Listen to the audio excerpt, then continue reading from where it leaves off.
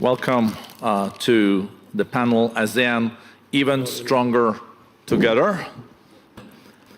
We have built that consensus not to just use this forum, ASEAN, as just for diplomatic and peaceful resolution, which is very critical.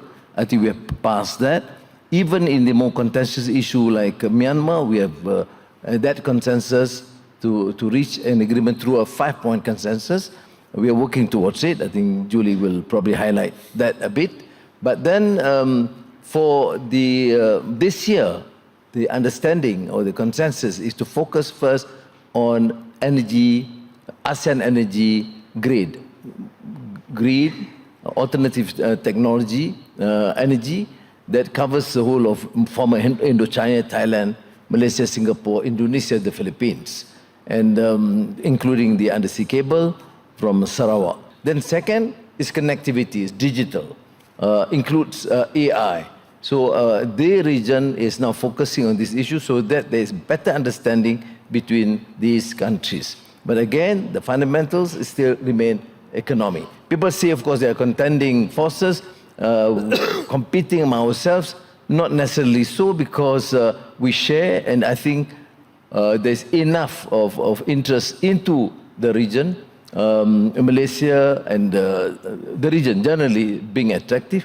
We are more concerned also about the principle of inclusivity.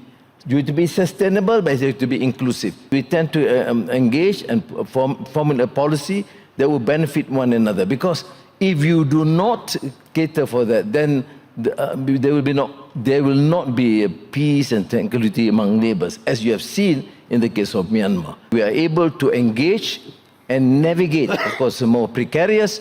The problem is not our problem, is forced upon us, and we should not be compelled to take positions against anyone. David, thank you.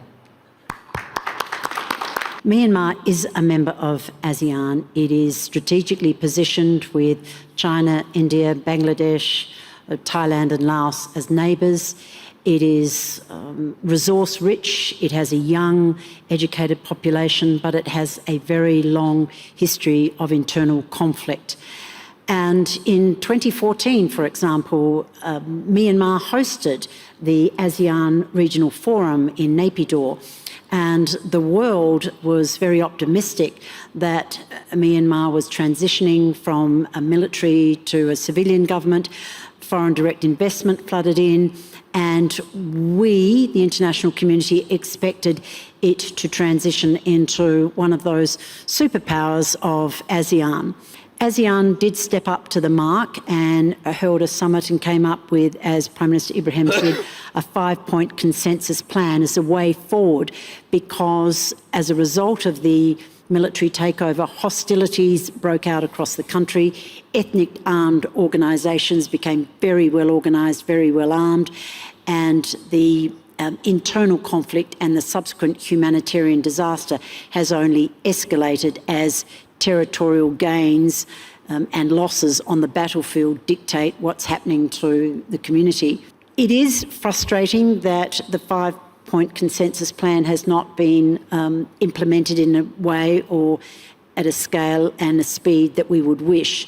The situation in Myanmar is deteriorating, but I do see a light at the end of the tunnel with Malaysia's chairmanship of ASEAN and their new special envoy, a commitment that we will work together, and an understanding of all of the voices in Myanmar that the humanitarian situation has gone on far too long. The violence and fighting must stop. The transnational crime that's flourishing in the vacuum must be brought under control, and that only ASEAN and the United Nations and well-meaning neighbours will be able to influence that outcome.